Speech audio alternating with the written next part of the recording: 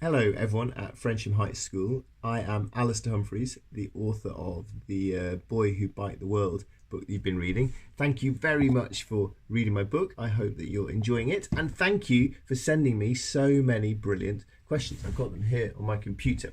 It's quite a lot of them, so I'm just going to launch straight in, if that's all right. What was the scariest thing that happened to you when you were rowing across the Atlantic? Oh, Atlantic, gosh, at times I was very frightened. In the dark, you can't see big waves coming to hit the boat. You just sort of hear them roaring and then whooshing and smashing you and battering you down. And the problem with an ocean is you get no break. So you get whacked by a wave, you fall off your seat, you drop everything, everything's chaos. And then 3 seconds later, another wave and another wave and another wave, 24 hours a day, 7 days a week. So there's no break from those things, which is really hard. And it felt like a bully, really. You know, like if someone's bullying in the playground, bully. Eventually, the child starts crying, and everyone else says, "Okay, guys, that's enough. Leave them alone." That doesn't happen. The waves come, boom, boom, boom, every few seconds, on and on and on. So the scariest thing for me was very early in the row, big storm at night, all of us seasick, not really knowing what we were doing, feeling like we would have paid any money on earth to not be on that boat. But nothing in the world, not even £1,000,000 in cash, could have helped us right then. You just have to get on with it. So that was frightening. What was your favourite adventure and why? My favourite adventure is always my next adventure, because I'm always excited about new things, new places, new ideas. And so, yeah, I'm always looking forward to new adventures rather than thinking back to old ones when I choose my favourites.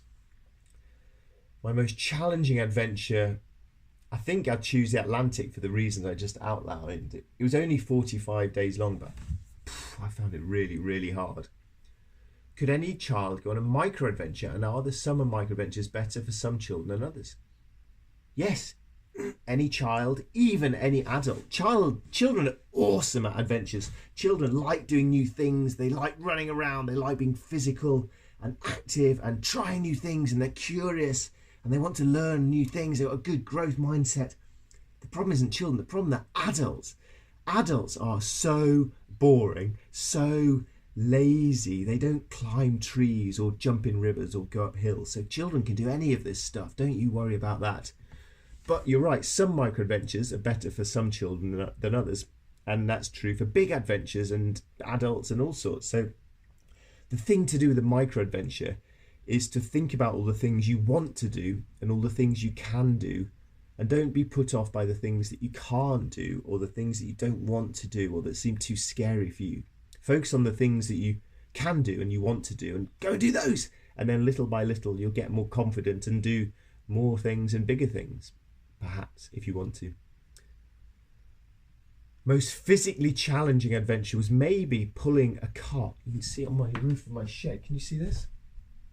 This is a very bad demonstration here. This is me and my friend Leon pulling a massive and very badly designed cart for 1,000 miles through the empty quarter desert. It was 350 kilograms of food and water.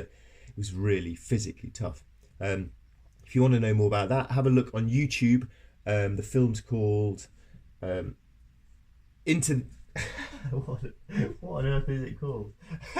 It's called Into the Empty Quarter, and you can watch that on YouTube. How many adventures have you been on? Well, since I started the idea of micro adventures, I'm trying to, rather than just counting a few big adventures and dreaming of an adventure of a lifetime, instead I'm trying to have a lifetime of adventures, of living adventurously every day, small little ones, climbing trees, turning down country lanes and footpaths I've never been on. So I don't really count numbers of adventures anymore. I just try and make sure that most days I do something a bit different and adventurous. When you were cycling, what was your favourite part of the world?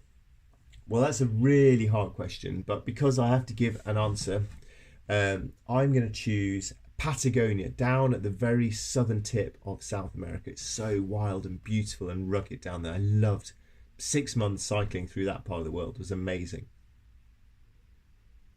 Did you have different bikes for different terrains? Good question. No, I always had the same bike, but I would change things. Notice most often I would change the tyres. So you put thin little tyres on if you're cycling in Europe or North America, and you can zip along like a road bike, and then big fat mountain bike tyres for crossing deserts and mountain ranges and rocky places.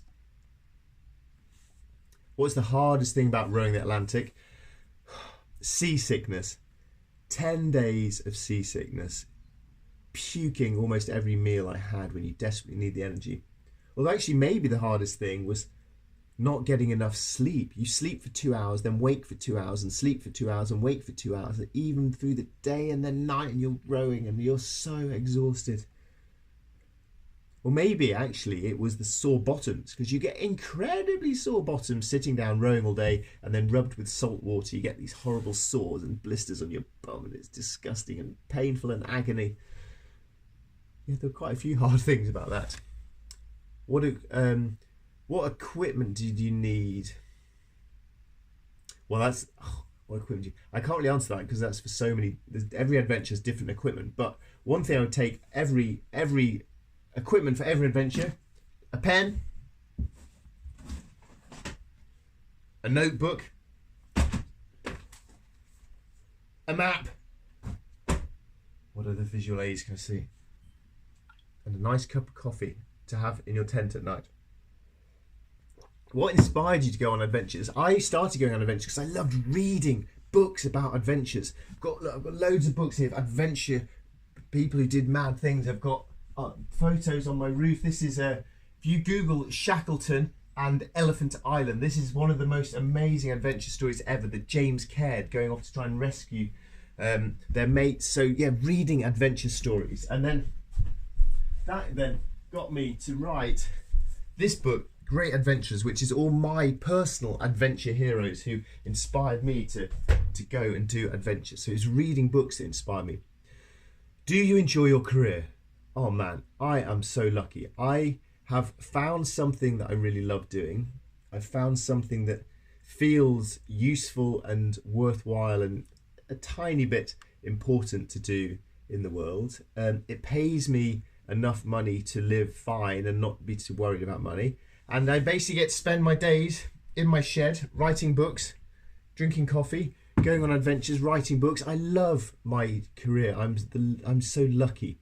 And I think probably the most important thing I can tell you out of all of these things is try, when you get your own jobs, try and find a job you enjoy. I love Monday morning, the alarm goes off, I wake up and think, Monday morning, I get to go to work, rather than, Monday morning, I hate my job. So that's my top tip. How long did you cycle before you stopped for a break? I wasn't racing, so I just ride till I was tired and then sit down and have a banana sandwich, or I'd ride until I saw something interesting to take a photo of, or ride till I saw someone to have a chat with, something like that. So, but roughly it was probably every 1 hour or 2 hours I'd stop, if only to have a pee. So yeah, probably about every hour or two. Did you learn lots of languages? Oh, if I could have one superpower, it would be to speak every language in the world. So everywhere I went, I'd try and learn as much of the language as I could. It's such an important thing to do when you're traveling. Do you ever injure yourself on your adventures? I've been pretty lucky, really. The worst I've had was I ran the Marathon des Sables, which they say is the hardest race in the world. I don't know if that's true, but that's what they say to get you to sign up. 150 miles through the Sahara Desert, carrying all your food and water. And I broke my foot on the next to last day of that race, which has made the last day very horrible. But that's the worst I've had. A tiny little bone in my foot broken, so I'm pretty lucky. By the way, if I look like I'm about to fall asleep here, I'm not really. I work on a standing desk. I don't sit down to work. Oh, look, I can actually stand up. I'll just stand up like a normal person. Do you regret anything from your adventures? What I mostly regret are the times when I've rushed, when the times I've hurried on to try and get somewhere quickly, wishing the days away rather than just enjoying being on it. But that's the only thing really. Is just, I wish I'd slowed down a bit at times. Do you miss your friends and families on birthdays and Christmas? Yes, cycling around the world, birthdays and Christmases were rubbish, and they were very lonely times. And there's no doubt actually that big adventures are often lonely and they're often boring. So they're not all wonderful things all the time. You have to work through a lot of hard, difficult times to have the good times. But I guess that's like any job and life in general. Have you ever regretted an adventure you've started? I usually regret most adventures while I'm doing them. Rowing the Atlantic, pretty much every day I was thinking, this is madness. Walking across the empty quarter, the same thing, this is ridiculous. So I pretty much regret every adventure when I'm doing it. And then I get to the end and I think, that was brilliant. I should go do something like that again. Are you still in contact with anyone you met on your travels? Yeah, some people. I made so many friends traveling around the world, which is brilliant. And some of them I'm in touch with through email, but a lot of the really nicest people I met didn't have email or even phone numbers or postal addresses. So with them, it was, you meet this lovely person, you have a really nice time together, and then you say goodbye, and you'll never see them again, and all that's left is memories. Which I actually quite like. I quite like it in a way that you just have a really nice time with someone and then you move on to other things. So it's a bit of both, I think. Wowzers, they were good questions. Thank you very much, everyone. Now I need to get on with my day's work, which today involves writing a book, which I enjoy. Thank you and good luck with your own adventures. Go have a micro adventure.